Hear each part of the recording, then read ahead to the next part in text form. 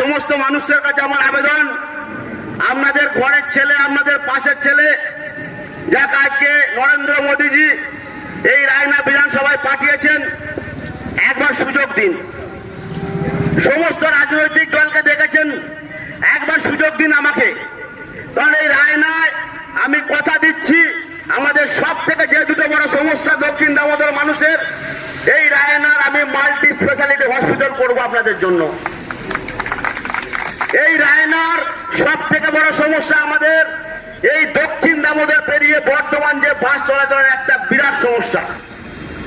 Bardhaman hospital যান, বর্ধমানে কোনো চিকিৎসার নার্সিংহোম যান, যে যাতায়াতের একটা বিরাট সমস্যা, সেই সমস্যার সমাধান আমি আপনাদের করব।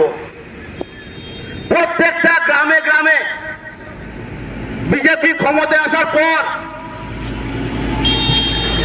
বিজেপির যত প্রকল্প আছে সমস্ত প্রকল্পের সুবিধা আমি মানুষকে দেব।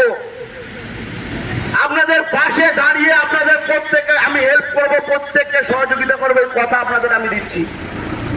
একবার সুযোগ দেন এই রায়নার মাটিতে, এই রায়নার পবিত্র মাটিতে। আমি আপনাদেরকে আবার কথা দিচ্ছি, এই রায়নার প্রকৃত উন্নয়ন করব, এই রায়নার মানুষকে সুশাসন দেব এবং এই রায়নার মানুষকে প্রকৃত গণতান্ত্রিক অধিকার দেব। এই কথা বলে সকলকে আমার শুভেচ্ছা, গৈরিক অভিনন্দন জানাই।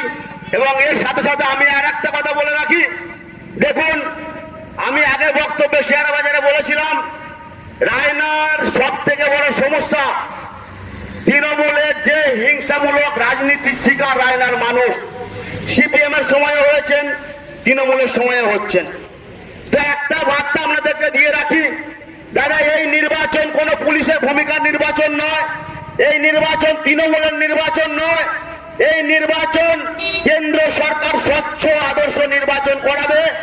আপনারা নিজের নিজের ভোটাধিকার প্রয়োগ করতে পারবেন। ভয় ভীতি মন থেকে দূরে সরিয়ে আগামী দিন রায়নামায় উপহার দিন। আমি আপনাদের কথা দিচ্ছি, সোনা রায়নামায় আপনাদের উপহার দেব।